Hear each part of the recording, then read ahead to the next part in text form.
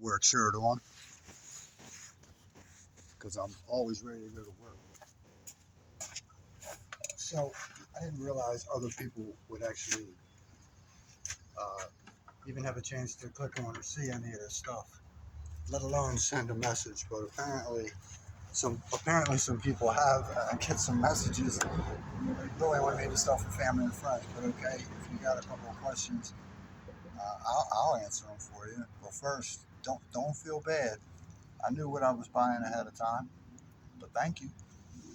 Uh, so these are freshly covered in Moab mud. They're about a year old, and these are Apollo Sport Tracks 125. These are Chinese made, and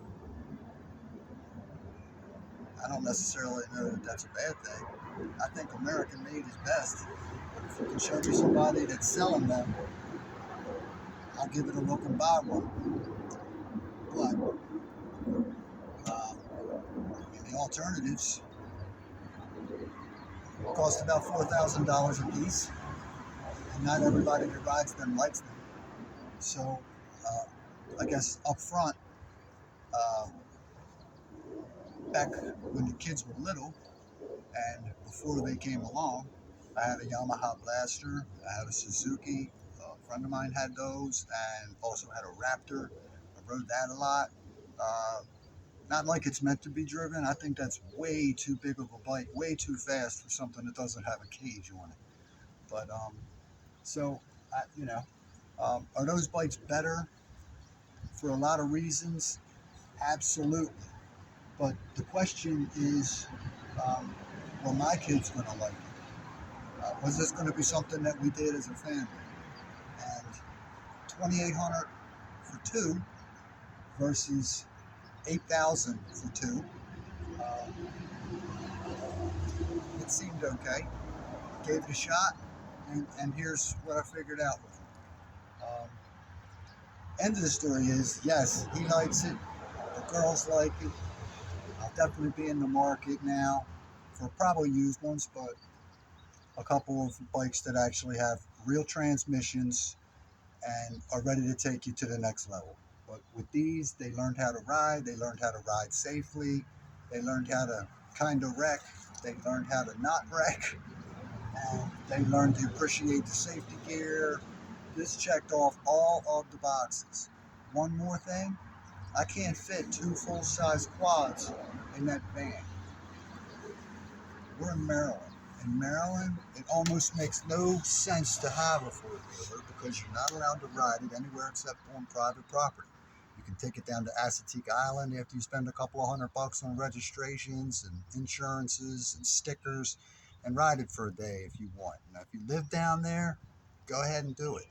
But otherwise, it's way out at the other end of Western Maryland. And same thing, you got to sticker them up and insure them and all the above. But we don't live way out in Western Maryland. Luckily, we got a couple little local single tracks that we kind of keep secret, and other people ride them too. I'm sure they'll be shut down at some point in the future. But yeah, it just didn't make a lot of sense to go right out the gate and spend $8,000. And we wouldn't have been able to do what we really want to do, which is take them away from here up into the woods, or in this case, out to Moab. If you ever get a chance to do that, wow, wow. And anyway, Apollo Sport Tracks, a couple of things that I figured out about them, I'll pass it on to you, okay? First off, automatic transmission. If you're trying to take off up a hill, if you're trying to take off when you're up against like a root or a log, it's going to sound like a dog. It's just going to sound awful. It's not going to go anywhere. You're going to have to waddle it along. I'm going to tell you. A little trick is if you get down in a ditch or you got a steep hill that you need to climb, you get halfway up and you stop, and now you need to get all the way up.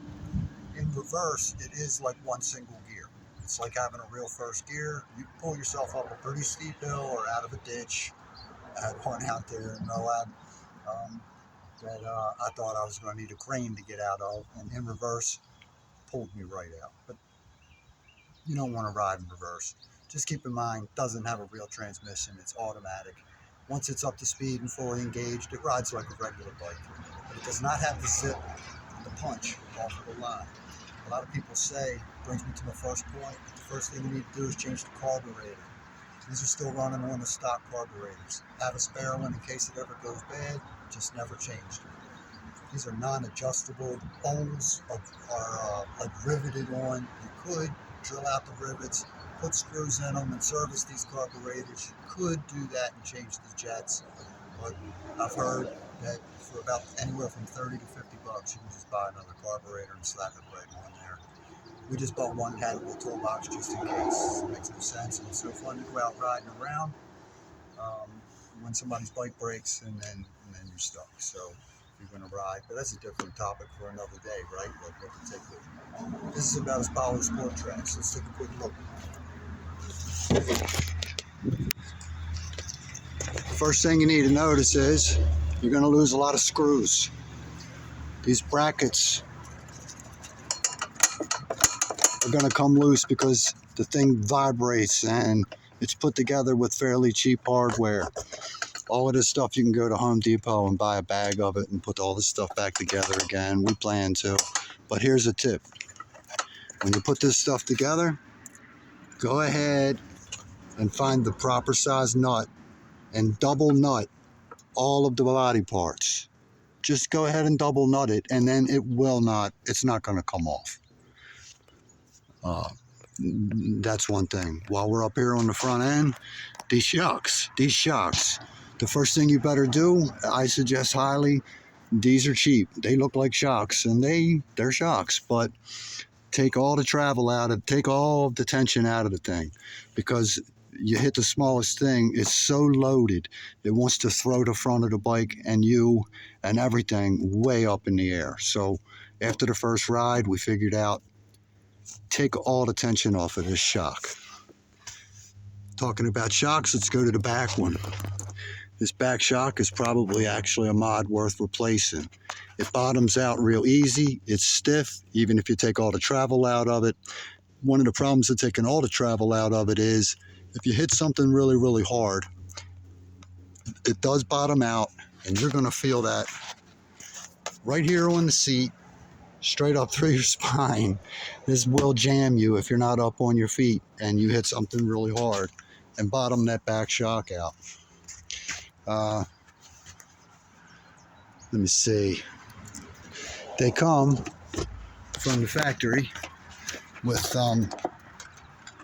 little batteries. We bought a spare battery on the way out to Moab, and as it turns out, we needed it. It came not charged. Kind of unhappy about that, but we worked it out. But the battery that it comes with is a cheap battery, but like I said, it's still original. It's a year old, but it gives you a really, really weak start, okay? Even brand new, it's kind of a weak start. A new battery, or at least buy one to have for a spare. They're known to fail, even though I said this one's a year old. Let me see, what else? The carburetor. I already told you, the carburetor, you can't take this bowl off unless you drill this stuff out and then get the proper size screw and put it in there. I would put a bigger air filter on it. A little bit of a bigger air filter did give me better performance. It's a cheap ride. But you can get a carburetor. It might have came in handy for us on our trip, because I did have to play with the idle adjustment a little bit. It's not perfect because it doesn't give you all the screws that you really need to make proper adjustments for altitude. But when we went out west recently, did have to play with them after the first ride because they were riding without a lot of power. I overcame it by playing with the one screw that you do get, which is